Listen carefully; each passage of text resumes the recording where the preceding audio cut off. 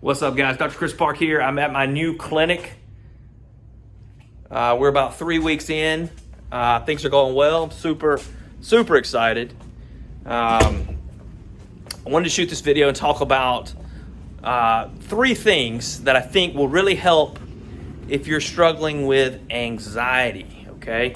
And I've got a lot of patients that struggle with anxiety, and they come from all different walks of life. You know, I've seen people with great jobs, good families, lots of, money, whatever, and they struggle. And I've had patients who are going through drug withdrawal, detox, recovery, struggling with anxiety.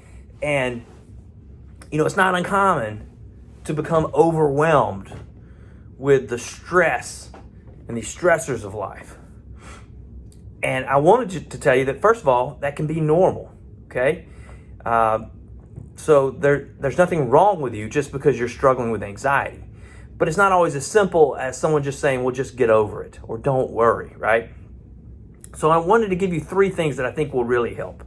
Now, these are mindset tools, okay, that you have to work on. So just because I tell them to you and you think, oh, that makes sense or whatever, if you don't practice them, you're never going to, be able to live your life fully utilizing them as tools, right? You have to practice. You have to practice, get better, and things will get better. I've said this before, you have to think of anxiety like a dial, okay? And it's not a switch that you can turn on or off.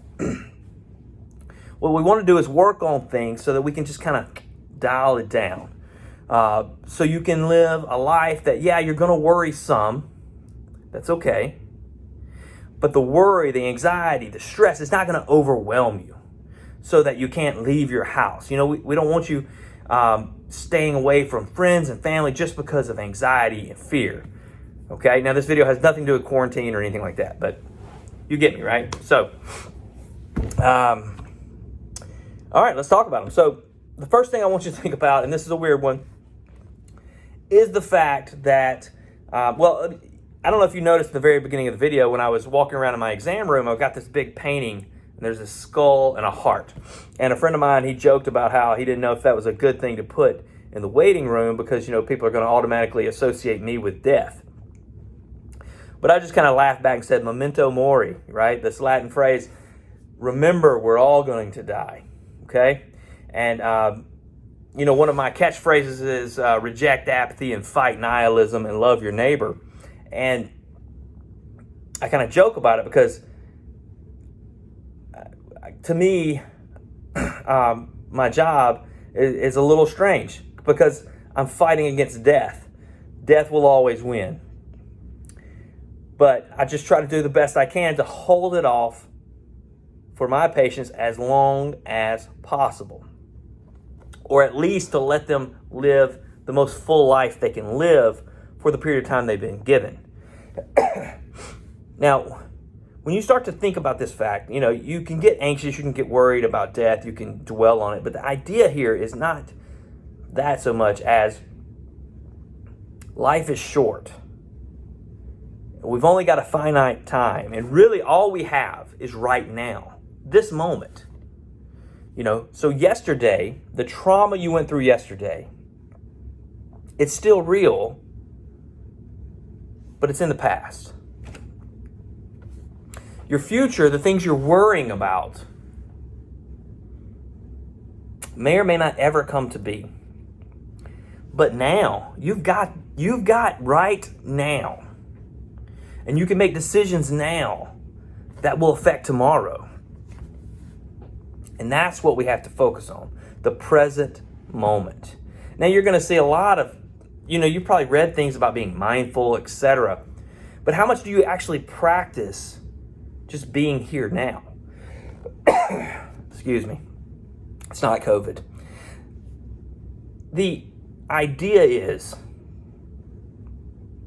to relax yourself periodically and just enjoy where you're at. There's another phrase called amor fati, I think. And it's the love of fate. It's like this gratitude of just being, of whatever fate has brought you, being grateful for that moment. So, and sometimes you're going to be dealt some bad cards. You know, I know I've got friends who did not have good childhoods. And it's the cards that were dealt to them, right? But those cards aren't what makes them them. It's how they're playing the hand now. That's what matters. So, all right. Second concept. Focus on what you can control. Control is an issue. And I did a video about inputs and outputs and all that. You've got all these things coming into your life. All right? Your brain, you've got all this like information. You've got whatever. That's what I call the inputs. All these things that come to you. Okay? Anything that happens to you or whatever. That's your inputs. And your brain is filtering out these processes. And then what you do about them, that's your outputs. You can control certain things, but you can't control other things. Focus on what you can control. If you spend all the time worrying about things that you can't control, you'll go crazy. And I guarantee you, most of your anxiety is over worrying about things that you have no control over. You got to fix that. Again, not easy, but you can practice. And you can realize it when it's happening. You can say, you know what? This is really upsetting me. I have absolutely no control over what happens here. And then you can actually do something that you do have control over. Like whatever it is, whatever your action is, your output. Like maybe you're worried about somebody with cancer, a loved one.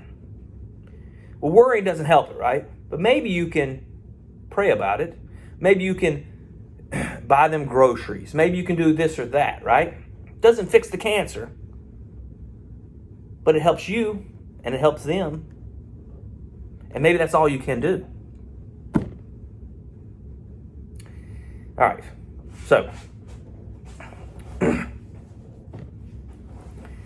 number 3, negative emotions come from your negative thinking. Now, it's kind of like what we just talked about. So, if you are dwelling on negativity, you're going to have negative emotions. You're going to feel bad. You're going to feel like things aren't going well if that's all you're thinking about. And I'm not saying you got to go around, just speaking positivity into things or whatever. No. But if you surround yourself with negative people, if all you read are negative Facebook posts, if all you watch is the news, if all you care about is arguing your points of view, you're probably going to be a miserable person. And if you're suffering from anxiety, then surrounding yourself with negativity is not going to help you. One thing I did recently is I was watching, I guess on Netflix, a lot of like darker type shows, right? And I kind of found myself in a little bit of a funk. So I just completely changed. And I've been watching nothing but like comedy. Like for several days, I've been just, anytime I watch Netflix, comedy. And I feel so much better. I mean, I feel like so much happier, right? Now, again, this is just kind of a silly, fleeting dopamine reaction, the idea of happiness and stuff. But there is something to it, I probably got a boost of serotonin going on. I probably, there's just lots of little things probably. And I'm just not, and I'm thinking more in the terms of laughter and life being fun and joyful and exciting. And when you think that way, I mean, what's there to be stressed about? People joke with me because I started this clinic and, people, I guess they halfway expect me to be stressed out, but I just don't get stressed out. And someone said to me today that, because I just kind of said, well, to be honest, I don't know. I just don't worry about stuff that much. And he said, I know. He said, I've noticed that about you. And we kind of talked about some other stuff and everything. But if you fill your mind with positivity, you surround yourself with good people, you find work that is fulfilling and purposeful,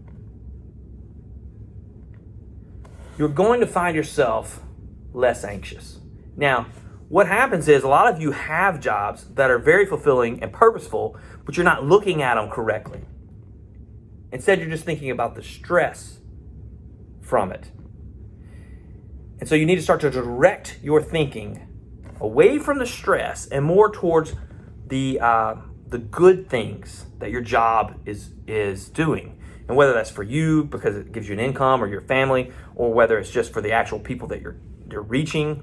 Like maybe you're a teacher, but it's very stressful and you're overwhelmed, but you can start to focus more on, like just that good work that you're doing and that you're putting out into the universe and how that's going to be paid forward time after time. You're never even going to get to see all the benefits that you being a teacher is having in the world, right?